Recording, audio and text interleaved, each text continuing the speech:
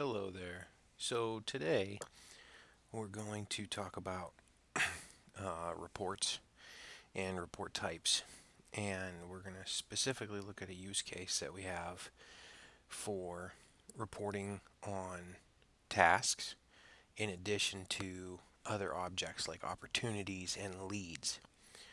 The primary use case here is to be able to generate a report that looks at the leads and then the leads that were converted into opportunities and then any tasks associated with them. What we'll talk about is how we can do that, how close we can get to our end goal, as well as some of the limitations of Salesforce reporting. So the first place we're going to go is we're going to go into reports. I've got a brand new developer org here, so there's not going to be any data in the system, but we can at least walk through the clicks and the structure of it and how to set it up so that you can get a feel for where you need to go. When you go into reports, we're going to go to new report. And when you get to the new report screen, it's going to ask you to choose your report type. Now, the report type is important because this is the foundation for everything that you're going to build your report on. As you can see, a lot of the reports that Salesforce provides you give you two objects, account with another object, or one object with another object. So account with account teams, contacts, and accounts. Some reports have a little bit better reach as far as how much data they can get access to and how much data they can grab, because some of the objects are large and they contain a lot of information, and there could be other lookup fields, lookup relationships to other objects, which help bridge the gap across objects. So out of the box, what we're going to look for right now is a task report. And then we want to see, okay, from our task report, are we able to get to the other object data that we want, specifically leads and opportunities.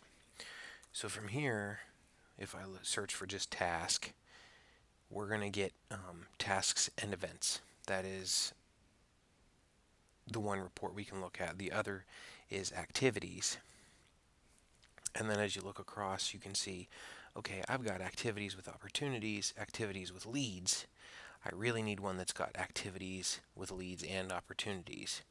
And if I scroll down, that doesn't appear to be available. So let's go to tasks, our task report, and see what we can gather. Okay, one of the first things we're going to do is say update preview automatically so that we don't have to worry about refreshing this screen every single time. The other thing we want to do is make sure that we open up all of the filters.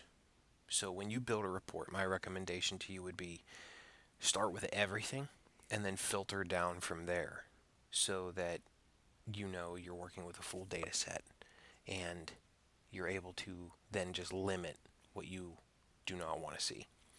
So we're going to say show all activities, which are tasks and events, and then we want to look at everything all time. Like I said, there's no data in this org, so no records returned is correct.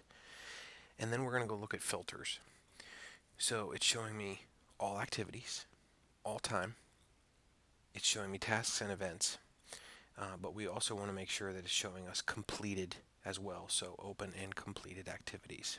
So we're going to say apply that, and then this would give us the access to most data. So from here, we can then go over to our fields and take a look at what is available to us. So if we collapse these folders, summary formulas, there are no formulas created. All of our activity information gives us 64 fields to pull from. We have access to contact data because on the activities on a task or an event, it does look up to the contact object.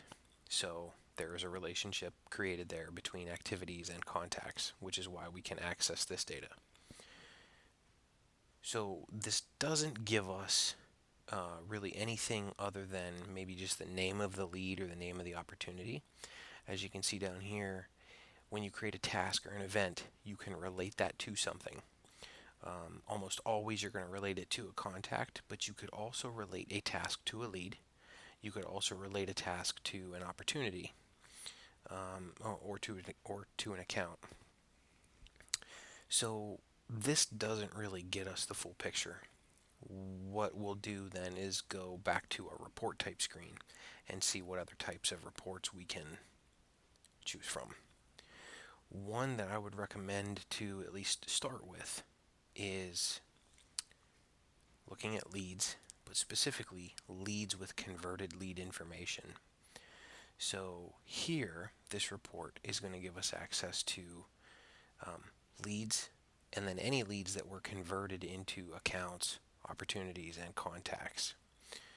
So if we open our filters back up, we do have some data in here, specifically lead data. We can scroll across and see, okay, there are some lead statuses that were not converted, some that are currently contacted, but then there are some that are converted. Now, if we were to convert those leads and then actually create an opportunity from them, you would see that opportunity information generated here. So this report gives us, I would say, the majority of what we're looking for, except it doesn't show us tasks. If we look at the field lists, we do have the ability to look at lead data. So open this up. We have all of our general lead information.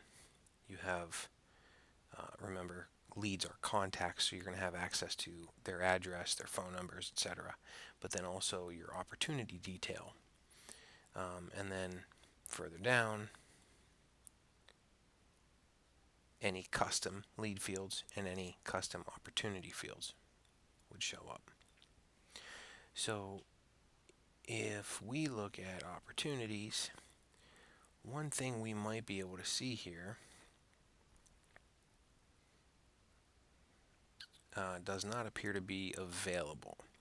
So there is a field called last activity date that really just only gives you the date of the last activity associated with that opportunity, but is not in this report.